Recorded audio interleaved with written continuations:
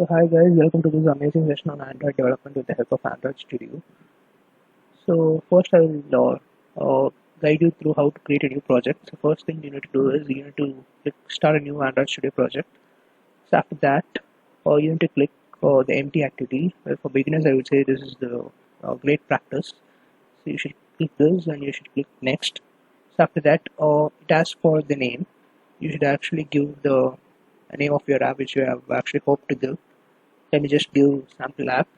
So it correspondingly types here and also here. What it actually means is it actually created a sample app folder, and even the package name is com.expert.sample app. So for beginners, I mean, if you're creating the first app, it will actually show you like com.example.sample app.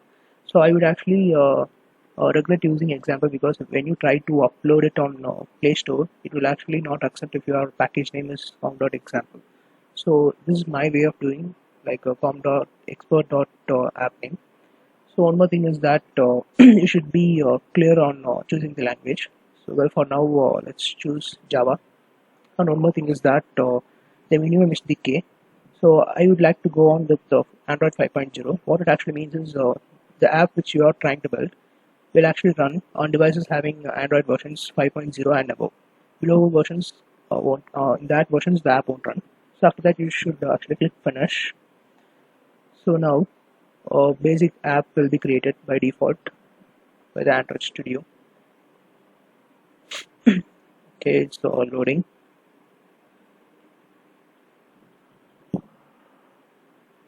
So yeah, this is the beginner step, and tip of the day, you could actually close it if you don't want to. I'll just maximize the screen. Okay, here Monokai Pro is the theme which I'm using. You can actually change. You can actually choose whatever you want. Anyways, I like this particularly. This is the sample code which is by default created by Android Studio. Here you can see two sections. One is Java and another one is XML. So XML is completely for the UI, for the elements which you see, for the widgets and UI. So I don't change anything here, and I'll just let me just compile it for you guys by default how it actually looks. Let me see.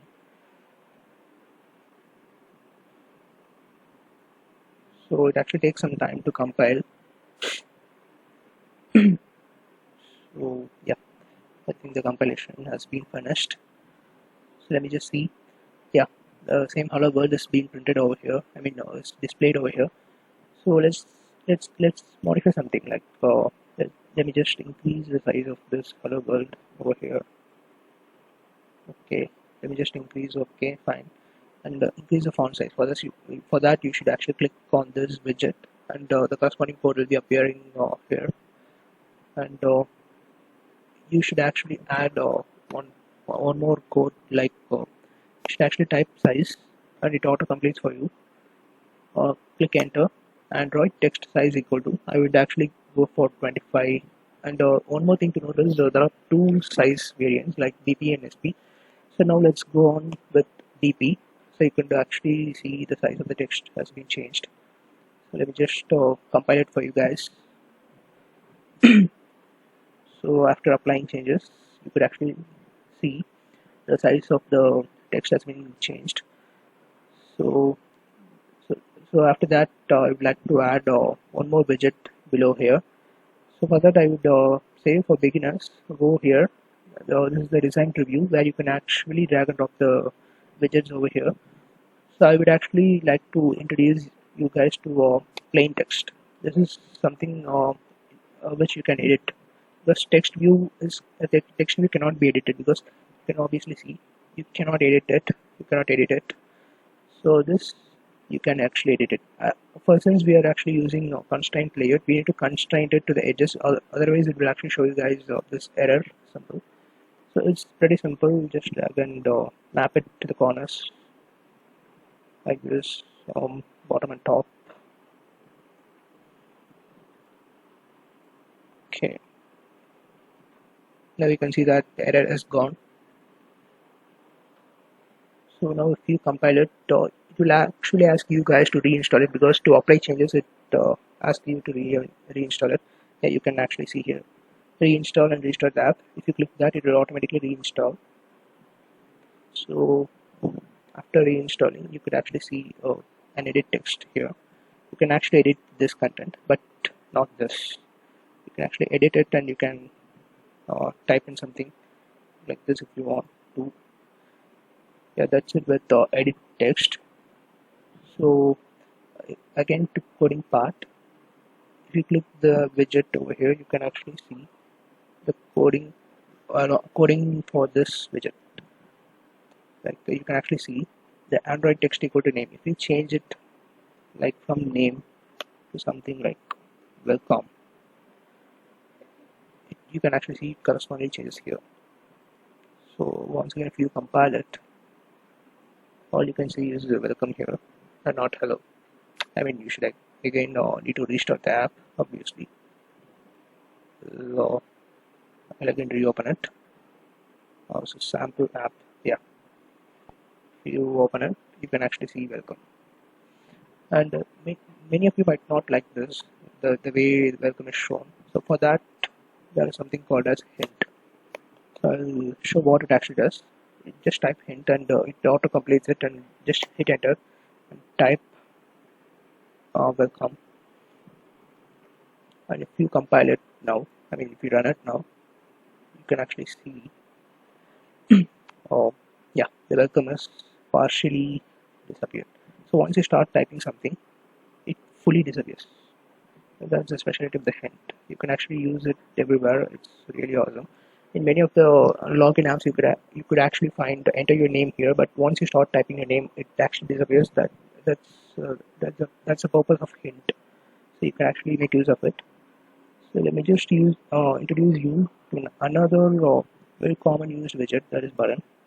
I'll just drag and drop it here. And again, it shows an error. That's because we need to constrain it to the edges. Okay, fine. Now bottom and top. Okay, let's just increase the size of the button. Okay, fine. Let me just go to the coding part. And let me just click here and change the name of the button to something else. Android text equal to, like instead of button, I would say click me, because that's somewhat relatable. And if I run it, yeah, it actually asks you to reinstall. As I said, to apply changes, you need to reinstall. So once you have actually reinstalled, you could actually see the button over here. But if you click that, nothing will happen, because if you click that, something has to happen. For that, only we are using Java part. So we can actually do that with the help of this ID over here. You should make sure the ID is comfortable for you.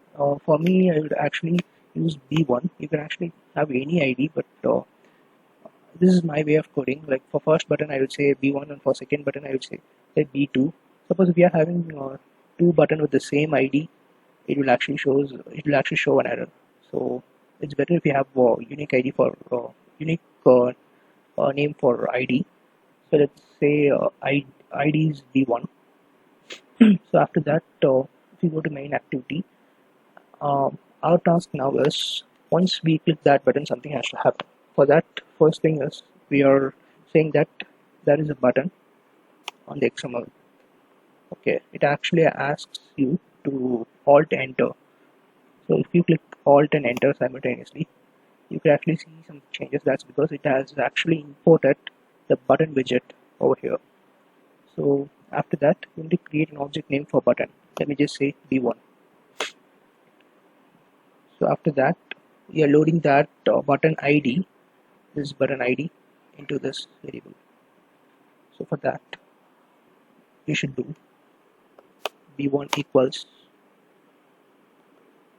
find view by ID or dot ID dot B1. Yeah, or dot ID dot B1. You could actually see it auto completes. That's because that's a specialty of the IDE.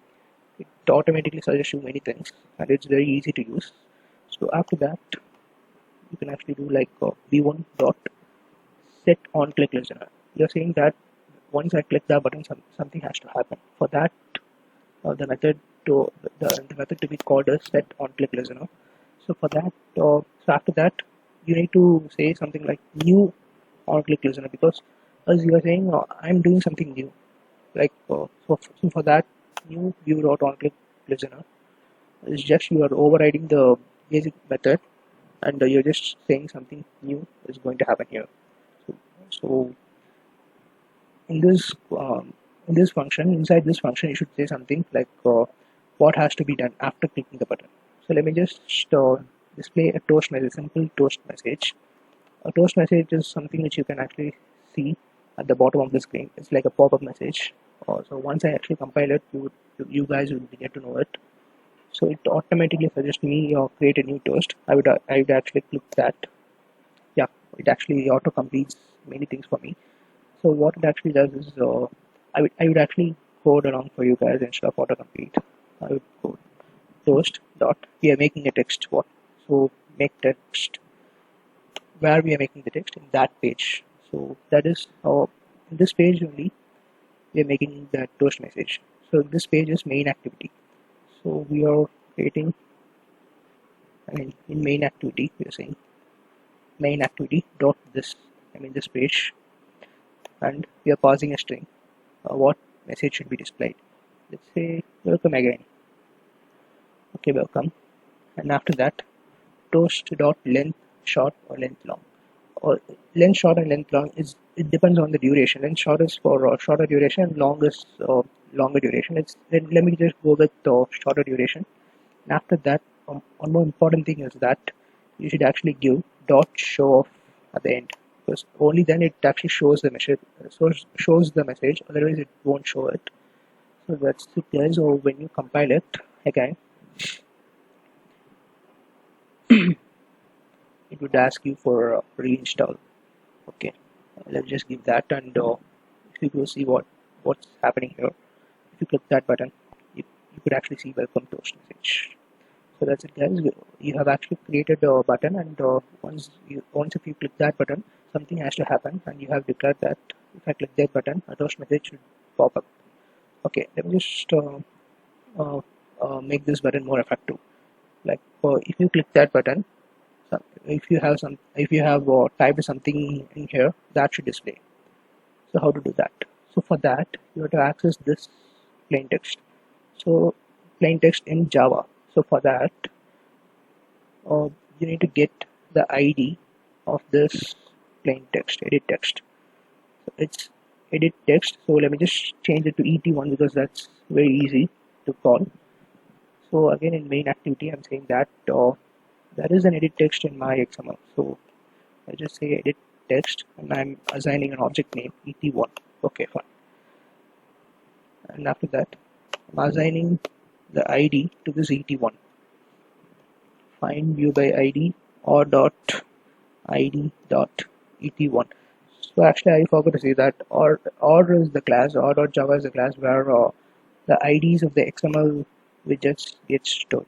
So you can access the widget's ID in Java with the help of this or class, or dot ID. It actually stores the ID of the XML widgets. So after that, you have actually loaded this ID into this variable ET1. So now the main thing to be done is you need to get the text, whatever you type here, you need to get that text and store it in a string. And after that, you need to pass that string instead of message to the toast message. So I know it would be a little confusing, but let me just create a string for you guys, like let's say string A.